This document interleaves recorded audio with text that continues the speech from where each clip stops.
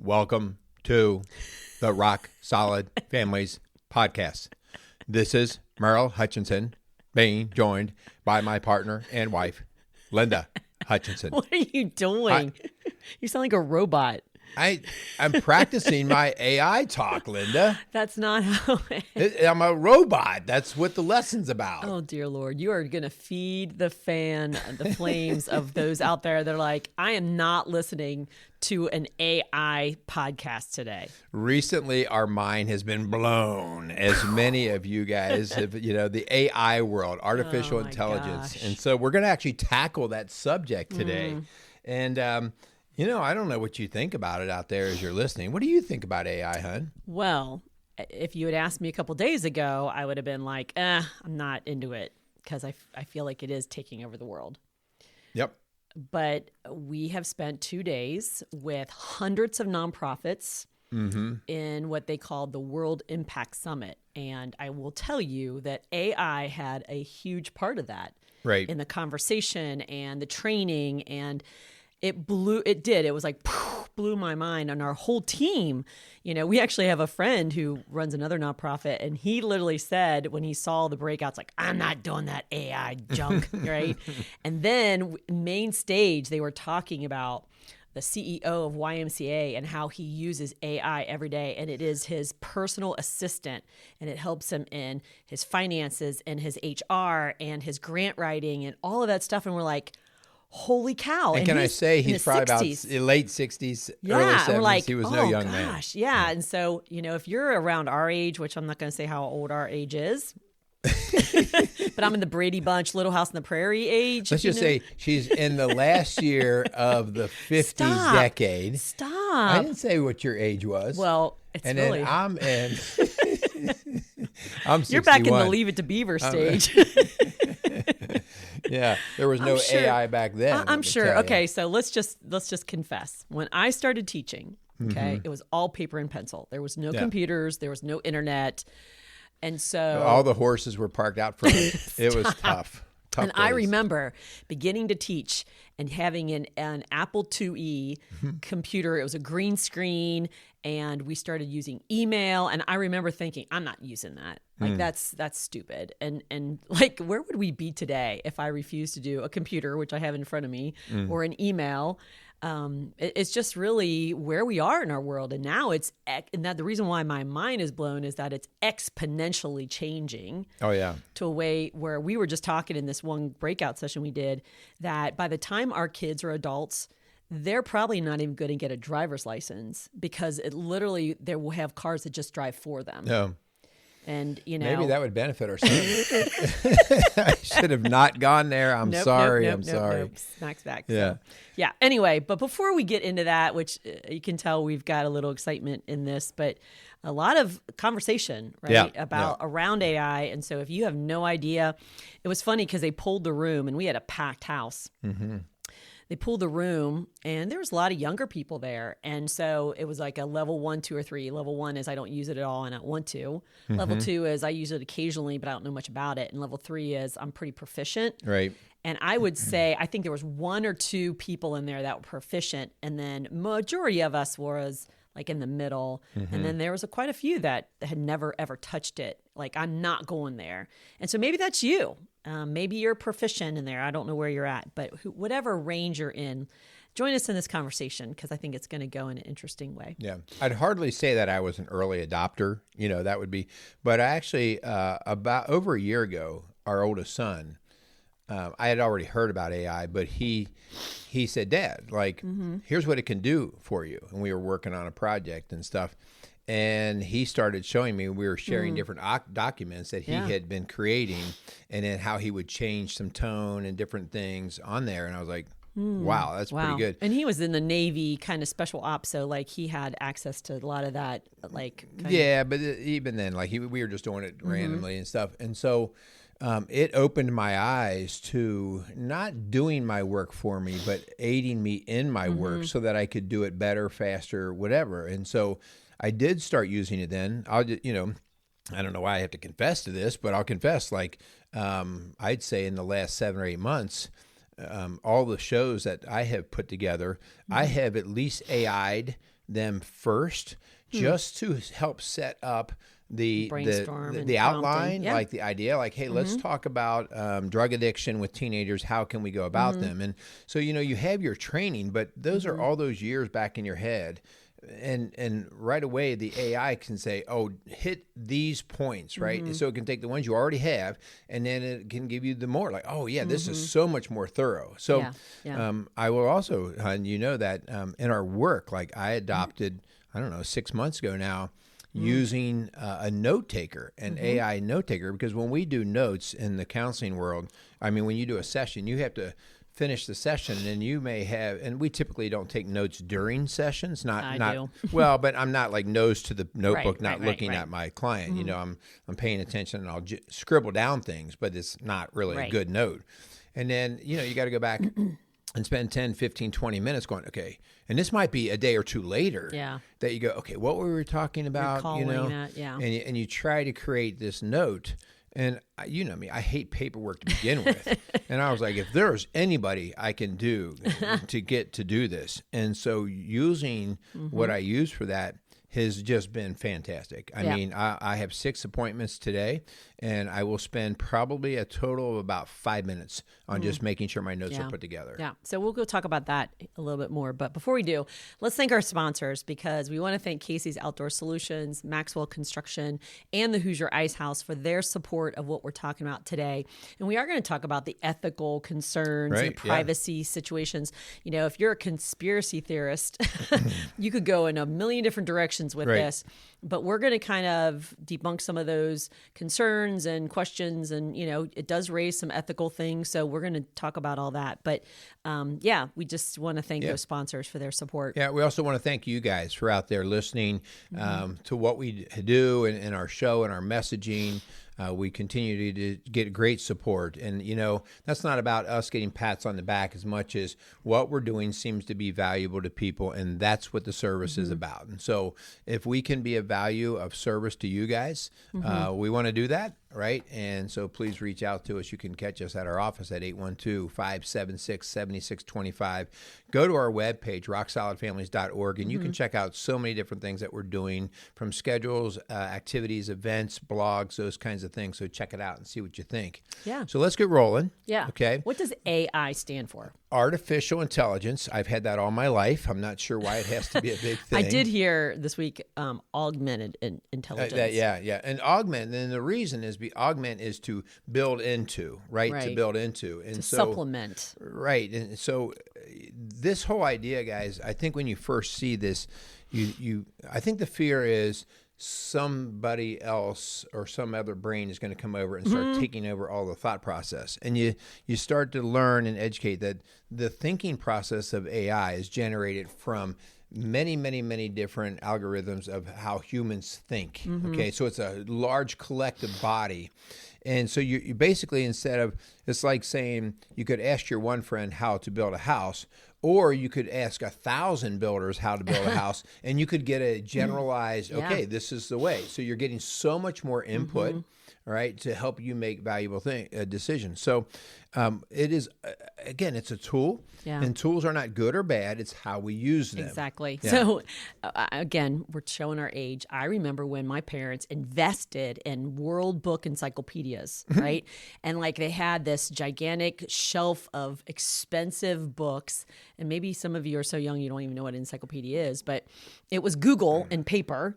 But the minute you got it, literally it was like 2005, it'll say, but then everything 2006, it was out of date. Exactly. Yeah. So it was kind of like, it was pre-Google, obviously, pre-internet. And so just the efficiency and the automation that we can create through AI, managing emails, writing grants, making meal plans, workout plans, job descriptions, you name it. It's just blowing my mind what it can do. I did. Our daughter wanted to run a half marathon. She said, Dad, will you put together training plan.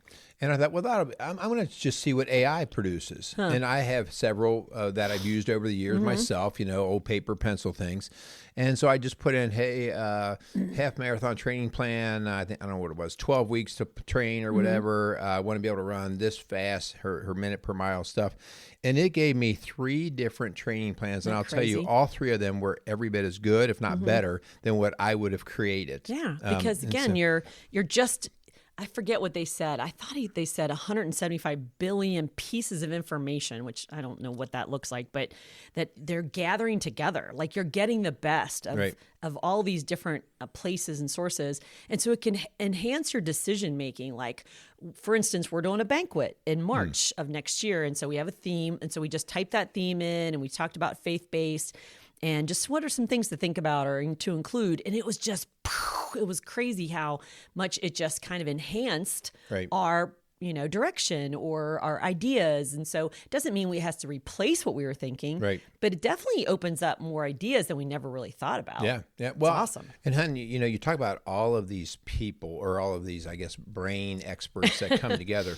And I think the thing that we have to be aware of, too, is you are in charge of tweaking the brains that we'll be seeking from. So I could have said, create a running plan, ... okay? And it may have gone to 10,000 brains, so to speak, okay? Yeah. Or I could have said, from the top coaches in the world, what would they recommend for training? In other words, I could screen it down. Specific. Train or for a girl who is 19 who runs about an average 8-minute mile, and she runs 2 miles a day. And we're going to be running the races at altitude of this. So you can tweak this down. You are holding the reins to how these brains will collectively think. And hun, you mentioned the encyclopedia, and I think, well, everybody trusted the encyclopedia. You literally would say, well, I got it out of the encyclopedia. Out of World Book. Yeah, and you have to ask, well, who put together the encyclopedia? Did you entrust all them? And we had that question with the Bible, right? Well, who wrote the Bible? Do you trust that? And it's like, well, yeah, we have. So we trust things that are in print often. And so now we have to learn to understand where all this information is coming from. But again, the Bible also says to test everything against the word. But like you said, is like who wrote the word? Well, we believe that it's inspired by the Holy Spirit. Right. Okay. But let's go back to AI because it can be your new assistant. Okay, but it's only as good as your prompts. So you have to be super specific. Right. So if we're doing AI pros and cons, then we want to know it from a Christian perspective. We got to write that in there. Or we want to look at it as a parent. We wrote that in there. And so, you guide it and direct it, and it needs those prompts. And so that's important to ask. And one of the things that the speaker was teaching us on is, so you write your prompts and then you say, ask me questions for clarification. Right. So in other words, if there's anything they're not sure of, then they'll ask okay, well, who's your audience? Or, how old are these kids? And so that's a pretty cool way of just getting feedback. And by the way, I think this was crazy. If you praise it, like if you have Chat GPT, if you praise it and go, man, that's exactly what I wanted, or you're right on track, it actually remembers that. Right. But if it says, no, I want it from a Christian perspective, it literally remembers. If you have the app or the website, it actually remembers what you're looking for. And it actually starts to shape like your searches and stuff. Yeah, how you operate and even how you speak. I had one AI generated tool that I used for a little bit, and it was very limited. It was part of a package that I bought into, and it only spoke in one tone. Like it was super, super smart in how it wrote things. And I said, that's not how I speak. And so here I was wanting to use it to help me create some content on some of our podcasts. And I was like, I would never speak that way. Yeah. So you got, but true AI generated stuff that you can start to customize will start to reflect your tone and your thought processing. It's crazy. And they gave us lists of their favorite, and there's like 200 something, and it's changing every day of different apps that you can use. And they were talking about one of these video apps that literally can translate a sermon into 40 different languages. Right. And it literally has your mouth moving in that language. Isn't that crazy? Yeah. And so I just think of, wow, if we just sit there and go, nope, sorry, I'm not doing AI. So I'm sorry, I'm not doing AI. Then our church can't reach those Hispanic immigrants that have moved into our neighborhood. Like we're right now using that AI to translate the sermon in one service into another language in another service. Like just think of the opportunities. So we're not saying, please don't think that you're guilty or lazy from using AI. They kind of compared it to a formula in Excel. Like I'm constantly using formulas in Excel to count or to add up or to multiply or to, percentage of, like I'm using that constantly. So that's a type of a tool, right? An efficiency tool that I don't have to get my calculator out or don't have to add up by paper. And it can make you unsharp if you're not using your other tools. Yeah. So it makes better effectiveness and efficiency are big things, right? Creativity, all those things are positive. Here are some of the concerns, though, and I think this is worth stating. Sure. I have a concern about jobs. What you mentioned before, I'm a personal trainer. I've created probably, 50 different workout plans for other people, myself, playing around. Yeah. They're not going to need you anymore? I'm not necessary. I mean, my necessary thing might be hands-on at the gym, being everything from a guide to a rah-rah, whatever it is in that moment. But as far as I think of the years of swim coaching, hun, where we would spend time creating, the state meet is this date and here's our start date, and we would create, here's where we're going to do our taper, here's where we're going to do our build up, here's all these different things. And now the idea that you could literally do that in a 20-minute session with Chat GTP. So like that job displacement could be a very real thing that we should be aware of. Well, and it was funny because we were discussing that too, and they actually said, nuh-uh, this innovation has created even more jobs because all of those marketing directors and digital controllers and, all those things are being added as we have kind of expanded our technology. So yes, some are, for instance, you don't have the, all the encyclopedia writers. Exactly. Or newspaper. Right. Journalists. The print material is gone, but that doesn't mean there isn't opportunities in other areas. And so you do have to pivot. Right. You got to learn how to pivot.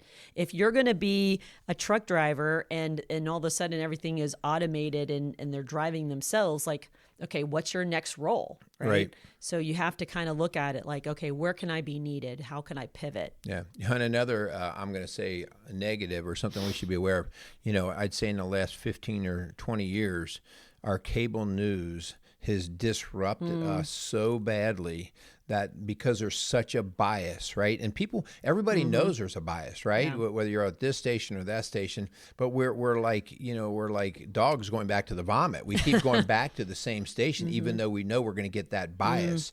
And so we have to be careful with AI because you can build biases in. You might say, because you built your character, who you are. And your algorithms. I have a hard time saying it. Algorithm. And so you built this, and the next thing you know, you're getting information generated that is really slanted because of how you've tweaked it. And so we're going to have to be really careful of how bias comes in and say, no, I need to see multiple perspectives on these issues. Yeah, it's already happening with Facebook and TikTok and Instagram and even Netflix. Like it learns what kind of shows you like, right? Amazon, what you're searching for, what you're buying. And so AI is already infiltrating all of those areas. That's why you can literally see an ad pop up for something that you just were talking about or that you were searching for. So, and that kind of leads to the loss of privacy, right? Yeah. And so just to clarify, you talked about your note taking, okay? That is a privacy issue. And so you have used a paid AI program. And it's all HIPAA secured and approved. So it stays in my office. Yeah. And actually, that's actually written kind of cool. It really keeps my opinions out of it. Yeah. Like I would never say something like, and I feel like this person is ... which is really maybe my opinion. And so it keeps it very scientific and professional, clinical. Yeah. So that's a good thing, but right. Yeah. But I have to pay for that. Yeah. So there is a free version of a lot of these apps like ChatGPT, for example. Okay. There's a free version of that where you are the product. Yeah. So whatever you're typing in, it's collecting that data, the fact that you were searching for that or you want to know about that. Okay. So for instance, if I searched rock solid families, it did pull up who we are. Yeah. Okay. And if it's wrong or if it's not complete, I can go in and say, no, that's not right. Rock Solid Families is a faith-based coaching organization. And so I can be specific and it will remember that the next time. Right. So you can use it as a product, but also the privacy part. So this is where doctors are using it and counselors and coaches are using it. And even like CEOs to create a budget so they can throw in the numbers of, their profit margin and all that stuff. And it can create that budget. So, but you want to use the private version where you are being, that's where the CEO of the YMCA was talking about how he creates like the job descriptions and his budgets, but that's on a private, it's literally an AI assistant. Yeah, that he has been creating and tweaking based off of the need that he has versus on some open field. But we do have to be careful on the open GPT. And I think we're going to have to continue to monitor that, right? You says, well, this is secure. Well, how do you know it's secure? So, I mean, usually it's if you're paid. Right. Yeah, but even that, they can tell you that. So, like, how do we actually know? So we have to. That's going to be something we're going to have to get better and better at policing and regulating to make sure that there's actually teeth in that to say that. And I want to go on another thing, and this is, I think this is very real, and I think this is probably a bit of my fear, and trying to balance it, and that is becoming dependent and dumbing down ourselves. Like I will give the perfect example of I know where you're going. Of GPS. Yes, GPS is awful. I mean, we absolutely love GPS because we can go visit our son down in South Carolina and just go. And if he says, "Hey, let's go to Jack's Cosmic Hot Dog Stand," which by the way we did, and I'd be like, "What? Like, where's that?" I can, in a matter of a minute, find out exactly where it is. Versus the old days of going, I don't, My mom used to have one of those triptychs through AAA where it was like this really long map of where we're going. And I mean, it definitely kind of makes you lazy in that sense. You fail to learn how to navigate. Yep.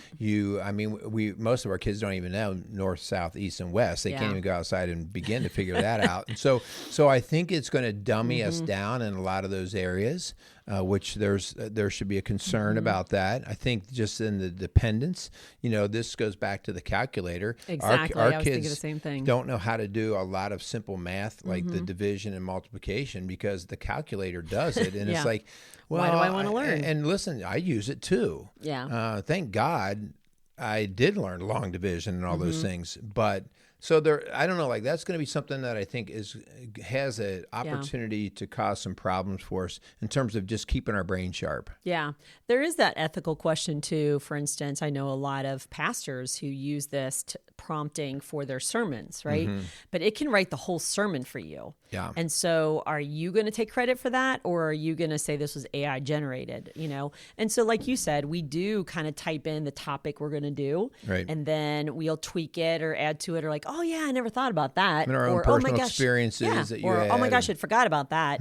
And so, we do really want to be careful that we don't use it in harmful ways, that we don't kind of steal people's... Right, I like what you said there. I mean, give credit where credit's due, right? Like, because I think what we find is that it does create good stuff. Yeah, it is. Right? I'm thinking about the preacher, the sermon that you're talking about. A sermon who would be so prideful to say, I'm not going to use it because it's not mine. But the message that maybe it created was maybe far better than anything you could have ever created. Yeah, because you can say, I want scripture in all these points or whatever. Yeah, so that idea, but you got to give credit. Like, no, I got to be honest, guys. Like, I got help on this. Yeah. This is not for me, but it allowed me to get this better message to you. Our AI workshop, the very first thing the person asked when they sat down, did you use this? And it will even generate the PowerPoint slides. Yeah. Like, and so again, it's a start, it's a prompt, you know, and you do have to be careful. I know our son is being called out on AI. So the teachers, I'm so glad I am not teaching in this day and age to try to figure out what's real, what's them, what's not. And so there is, I guess, some tools that teachers can use to check for AI. And so he's got called on that before, you know? So it's like, you can't literally just copy and paste as a student or as a well, and that's even a little different because they're Googling and then just copying, pasting versus an AI generated that really could come up with a very unique document based off of how you. Now, I'm not sure that he was smart enough to do all that, but so you're right. You know, it's going to be a concern. Google is down 25%. I don't know what the span of time is, last year or two, but it's because we're jumping over Google now and going to AI. Right. I can ask AI the same question and get much more detail, where Google's just going to give me 10 hyperlinks of different places I could go to get that information. What's crazy, if you Google something, it AIs it. Its response comes up like if I say, "Hey, I'm having a problem in my left shoulder," and it'll do the AI thinking thing, and it gives me this generate. You're like, "Well, you didn't even do your job, Google." So, of course, as a parent, we really do have to be careful that we don't, allow kids to over-rely on that. We do want them to learn their math facts and, you know, the simple stuff that you want to do when you're at the bank and you're trying to, you know, add up your checkbook or whatever. Like, although some people don't even have a checkbook anymore, so I might be in the old school of that too. But also exposure to inappropriate content. I mean, you could search for anything. And you can get videos, you can get pictures, you can generate pictures. Like you can say, I want a picture of, I saw one of the workshops had a picture of the Pope with this really cool, like hip jacket, like he's a thug.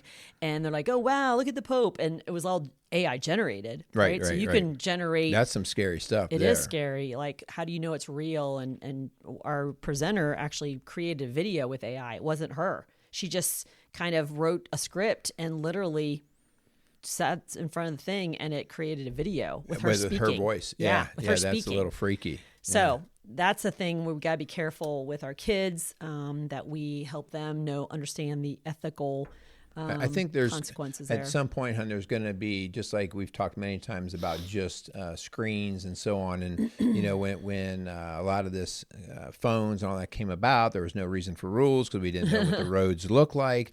But then we started to get these like, oh, we need to have some I'll say traffic laws here, right? We need to know how to do this. And I really think like us as parents, like you and I talk about with phones, like not before 13. Well, I think really the same thing. I just feel like you would be doing your kid an injustice to let them learn anything through AI before 13, like the math, like how to write a story, like all of these things. Like, no, like as a parent or a school, we're going to have to say no to these things and then learn later how to use the assistance of. So again, I think that's just going to be one of those things that we have to walk through and say, here's how we regulate it. Yeah, and we also are dealing with the social interaction. You know, our kids, if they're all in a computer or sitting at a phone, then they're not interacting with each other. And we've already talked about that, like sitting across from each other at, you know, the lunch table or, you know, at the volleyball game or whatever. Like, are we even interacting? And so when we're on AI or we're on a screen, we're not asking our dad or we're not asking our friend. And so we really want to create that opportunity for social development, right? And emotional intelligence. It's not going to come from AI. Right. Emotional intelligence is going to come from human interaction, modeling, and mentorship, and all of those things that come with human connection. Yeah. Well, speaking of that, Han, so let's talk a little bit about from a Christian perspective. You know, as especially early on when our kids or even us start to use AI, you have to remember that AI is going to be, I'll just use the phrase, worldly generated, right? It's going to be worldly generated. It's going to be whatever the mass information is. And so if you don't understand that, then maybe you say, tell me about abortion or whatever, right? Your kid's got to do a paper on abortion. And you as a Christian may get a response out of that like maybe it might say it's a form of health care that many women benefit from or whatever. Yeah. And you might be going, what? So like you have to alter the perspective and understand how it's going to come to you. And if you don't, it's kind of shame on us. Like we allowed the world to enter in without tweaking it or without giving it governance. Exactly. So, as a Christian parent, obviously it's important to carefully consider the potential benefits and drawbacks of using AI and just bringing up your kids. But as an adult, don't feel guilty or lazy. It is an efficiency tool that should be used just like I said, the formula on Excel or the GPS in your car. And so we get to determine how much we use it. And again, we were talking about in this class, you can say, I refuse. Just like my grandpa refused to use the microwave and I was refusing to use email, but it is the future. Right. And so we either use it to our efficiency and benefit, and from a Christ perspective, what would Jesus do? Would Jesus say, I refuse to drive a car? I refuse to use the internet? You can say that, but the world is going there.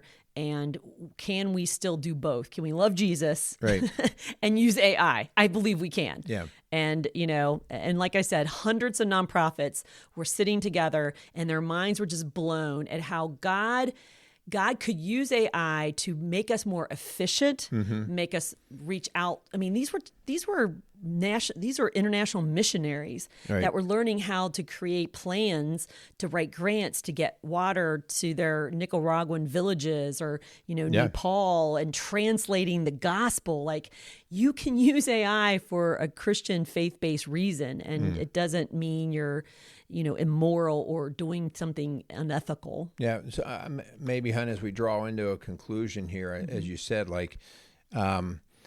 it is that wild Mustang, and we can choose to not ride it and let it do all the damage possible as it runs through the streets, or we can be a relatively early adopter. I'm hesitant to be the first adopter, right? but to be relatively early and start to learn how to tame it.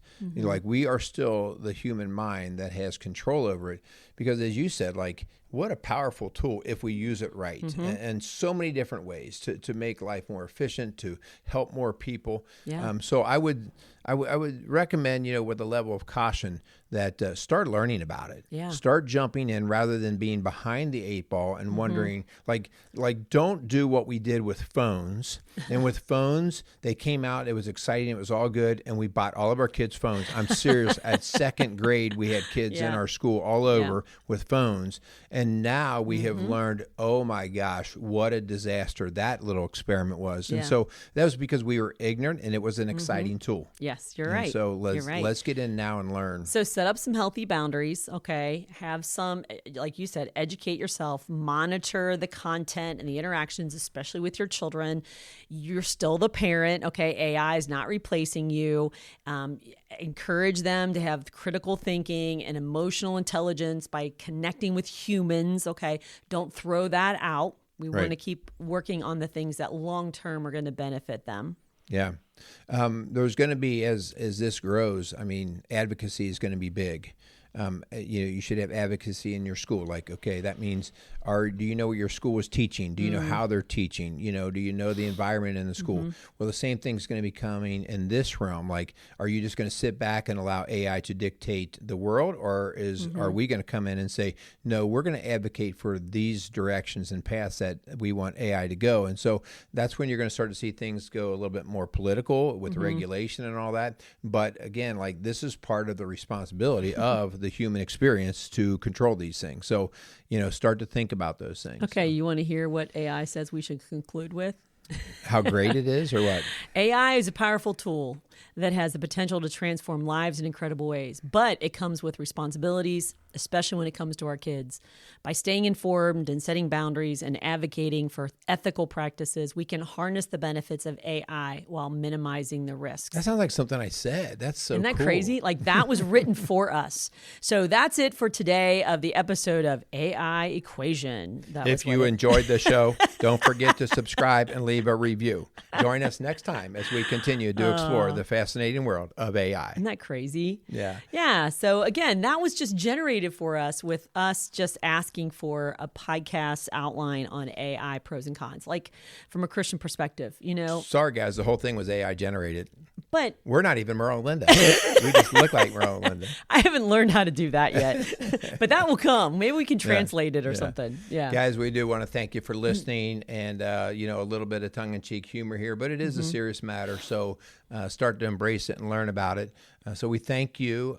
We, again, want to thank our sponsors, Casey's Outdoor Solutions, Maxwell Construction, and the Hoosier Ice House for sponsoring us. So go down there and get a real humanly cooked meal. And you'll enjoy all of those. I think that's about all we got, isn't it? Yeah, thank you so much. And it is the real Merrill and Linda Hutchinson. And if we can help you, connect with us at rocksolidfamilies.org. And we'll even connect you with a real human. You don't have to just... mistakes and all. Exactly. Settle for AI. So thank you for listening to the Rock Solid Families podcast, building a stronger community, one family at a time. Make it a great day.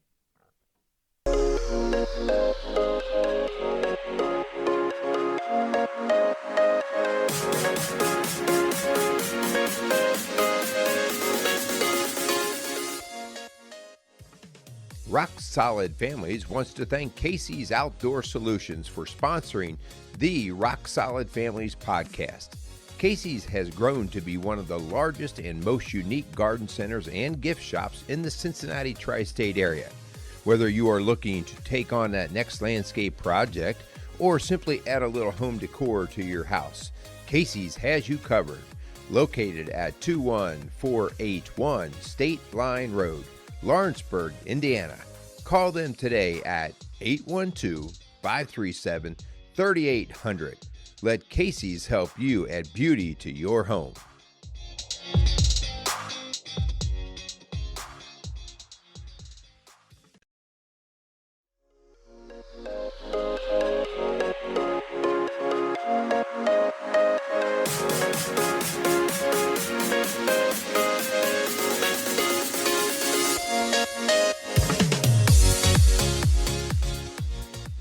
Rock Solid Families wants to thank Maxwell Construction for sponsoring the Rock Solid Families podcast. For over 30 years, Maxwell Construction has been a leader in turning dreams into realities, building schools, banks, restaurants, and many other commercial and public facilities. Maxwell Construction has made it their priority to not just build buildings, but to build into their community. So if you have any construction needs, call them at 812-537-2200.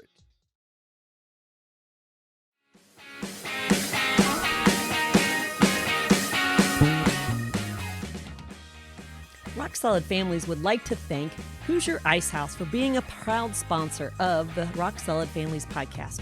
In the heart of historic Lawrenceburg, Indiana, the Ice House is at the corner of Vine and High Streets. The historic building evokes a feeling of comfort with spacious indoor and outdoor dining, a large bar, and comfortable dining areas.